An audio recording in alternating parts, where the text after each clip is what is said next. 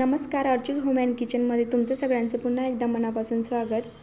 इथे आज आपण भोपळ्याचे पौष्टिक पराठे कसे बनवायचे ते बघूयात. इथं मी 3 वाटी गव्हाचे पीठ घेतलं आहे आणि त्याच वाटीने अर्धी वाटी बेसन पीठ घेतलं आहे आणि चवीनुसार मीठ. त्यात आपण 5-6 लसूण पाकळ्या, लसूण जास्त घालायचा, त्याने जरा चव चांगली येते. आणि 5-6 हिरव्या मिरच्या घालते आहे. लहान मुलांसाठी देणार असेल तर हिरवी मिरची तुम्ही कमी करू शकता.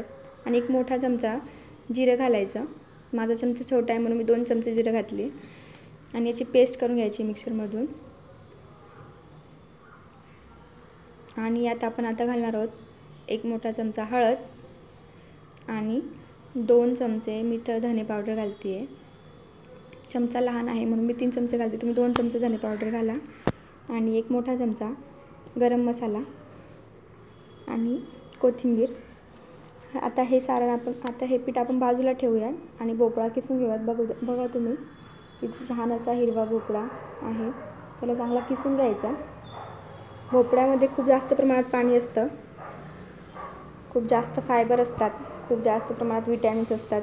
तर हे नक्की हा पराठा ट्राय करून बघा तुम्ही.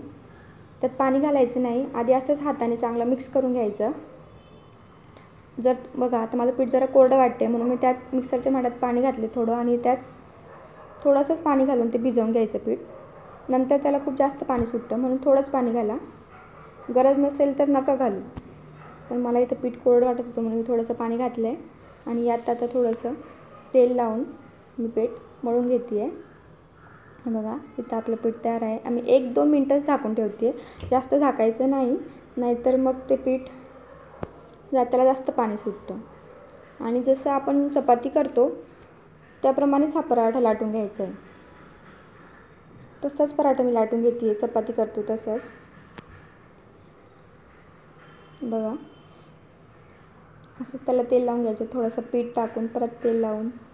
घडीची चपाती करतो तसंच पराठा करून घ्यायचा आहे. लहान मुलांच्या डब्यासाठी देण्यासाठी हा बेस्ट असा ऑप्शन आहे मला तरी वाटतं. तर हे पराठे तुम्ही नक्की ट्राय करून बघा. इथं आपला पराठा तयार आहे. आता आपण याला शेकून घेऊया. खालच्या बाजूने पराठा चांगला झाला की त्याला आलटपलट करून तुम्ही शेकून घ्या. नंतर थोडंसं तेल लावून त्याला पुन्हा आलटीपलटी करून शेकून घ्या. तर इथं हा आपल्या भोपळ्याचा पौष्टिक असा पराठा तयार आहे. चांगलं त्याला खरपूस भाजून घ्यायचं आलटीपलटी करून दोन्ही साईडने. हे बघा इथं आपल्या भोपळ्याचे खुसखुशीत पराठे तयार आहेत.